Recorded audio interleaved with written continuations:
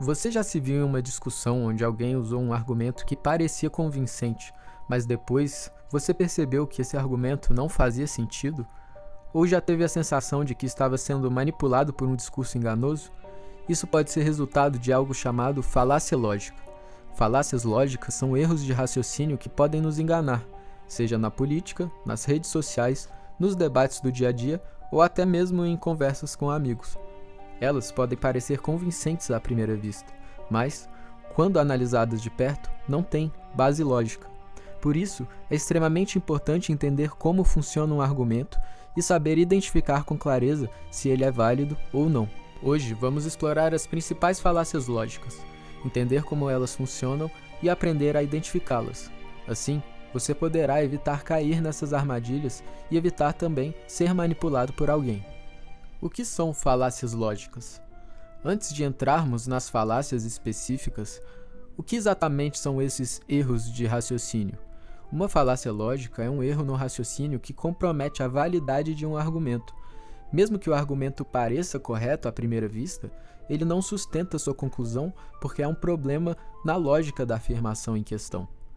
Por que isso importa? Porque entender falácias lógicas é essencial para pensar criticamente, evitar manipulações e construir argumentos mais sólidos. Em outras palavras, saber identificar falácias ajuda você a não ser enganado e a debater com mais rigor e clareza.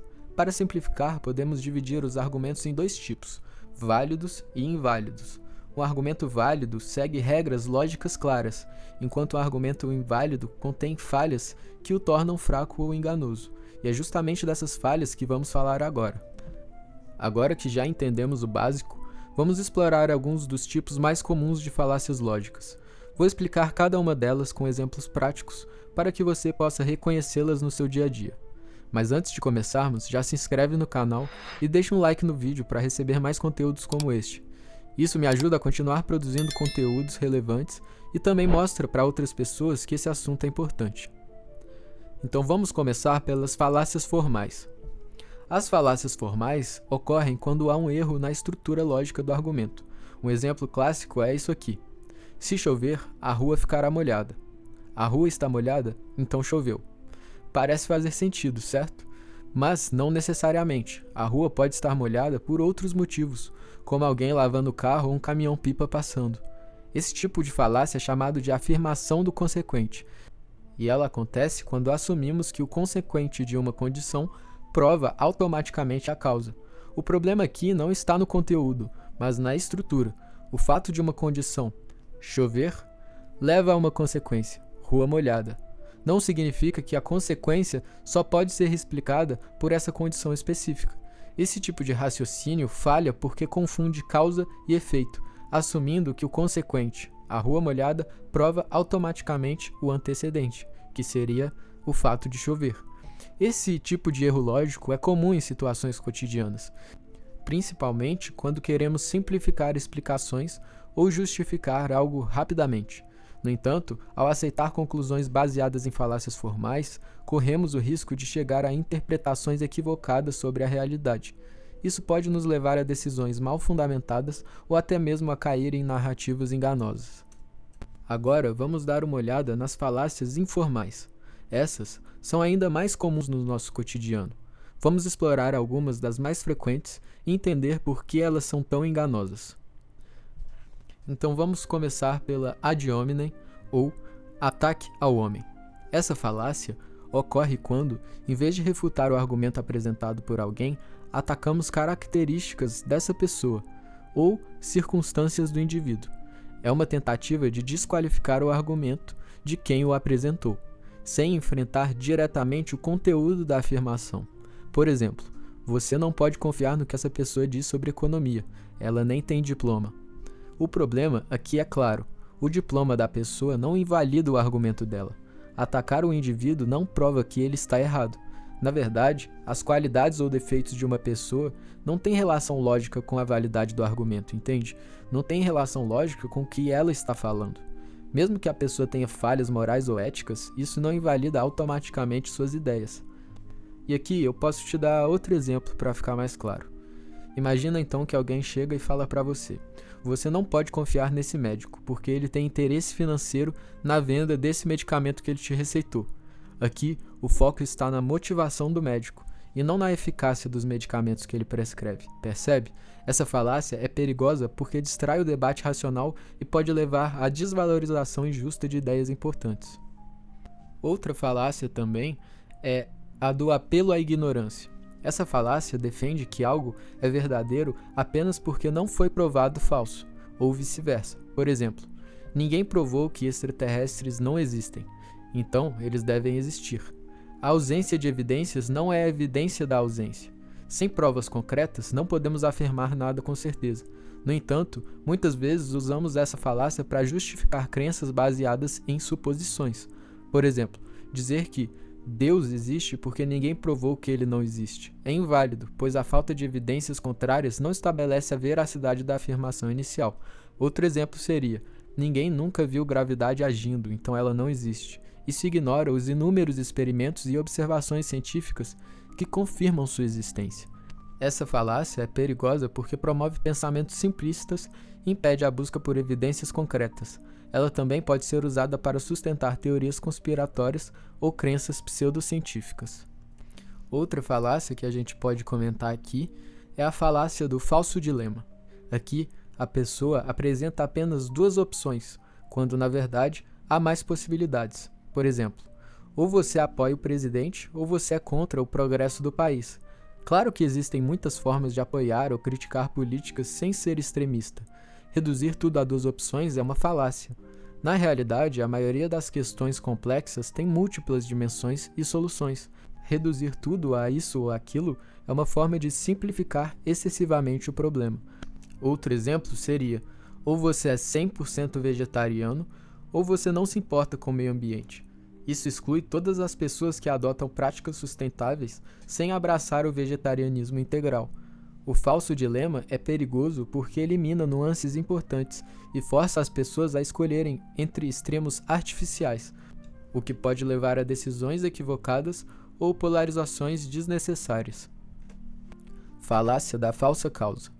Essa falácia assume que porque algo aconteceu depois de outro, há uma relação causal. Por exemplo, eu usei esse remédio alternativo e melhorei, então ele funciona. Será mesmo?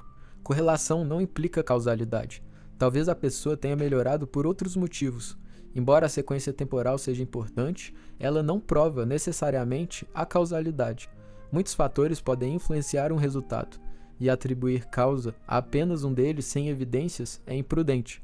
Outro exemplo seria: desde que troquei de carro, minha vida melhorou.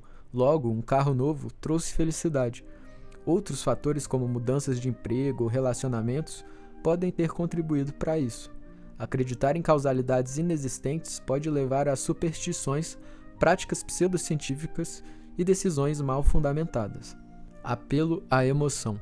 Aqui, o argumento tenta persuadir usando emoções, em vez de apresentar fatos. Por exemplo, se você realmente ama o planeta, vai comprar esse produto ecológico. Amar o planeta não significa que o produto é eficaz ou necessário. Este é um apelo emocional, não lógico. Embora as emoções sejam parte natural da comunicação humana, elas não devem substituir a razão em debates lógicos. Por exemplo, dizer que você deveria comprar este seguro porque, se algo acontece com sua família, será sua culpa. Tenta manipular o medo e a culpa, em vez de discutir os benefícios reais do produto. Outro exemplo seria: se você realmente ama seu país, votará nesse candidato. Aqui, o amor pelo país é usado como pressão emocional, sem considerar as propostas do candidato. Essa falácia é perigosa porque pode levar a decisões irracionais e prejudiciais, além de desviar o foco de questões objetivas e relevantes. Pergunta complexa. Essa falácia ocorre quando fazemos uma pergunta que pressupõe algo como verdadeiro, forçando uma resposta específica. Por exemplo, você ainda trapaceia nos jogos? A pergunta assume que a pessoa já trapaceou antes, o que pode não ser verdade. A pergunta já contém uma afirmação implícita que pode ser falsa ou não comprovada. Outro exemplo seria: quando foi a última vez que você mentiu para seus pais? Essa pergunta pressupõe que a pessoa mente para os seus pais, o que pode não ser verdade. Essa falácia é perigosa porque pode encurralar alguém em uma resposta incômoda ou enganosa, distorcendo a realidade e impedindo um diálogo honesto. Para esquivar dessa falácia, você poderia responder: eu não costumo mentir para os meus pais. Isso faz com que o debate volte a ter bases lógicas e a se concentrar nisso. Generalização apressada. Nesse caso, tiramos conclusões amplas com base em poucas evidências. Por exemplo, conheci 2 caras do Rio de Janeiro que eram folgados e mal educados. Todo mundo de lá é assim. Não podemos generalizar com base em amostras pequenas. Isso é uma falácia clara. As generalizações apressadas são especialmente problemáticas porque criam estereótipos e preconceitos. Por exemplo, afirmar que todos os políticos são corruptos porque conheço alguns políticos que foram pegos em escândalos ignora a diversidade de comportamentos dentro do grupo. Outro exemplo seria: li uma notícia sobre um turista que foi assaltado, portanto, o país inteiro é perigoso. Essa conclusão desconsidera a complexidade e a variedade de experiências possíveis. Essa falácia é perigosa porque perpetua estereótipos negativos e impede uma visão equilibrada e justa da realidade. Ela também dificulta o diálogo construtivo entre grupos diferentes. É evidente que existem vários outros tipos de falácias, e eu estou sendo bem sucinto aqui, mas com essas que eu exemplifiquei, eu acredito que você já vai ter uma base para entender o que é um argumento válido e saber diferenciar ele de um argumento inválido, trazendo mais clareza e possibilitando você analisar melhor um debate. E por que identificar falácias é tão importante? Entender falácias lógicas é mais do que um exercício intelectual. É uma habilidade prática que pode mudar a forma como você enxerga o mundo. As falácias são frequentemente usadas na política, publicidade e redes sociais para influenciar opiniões.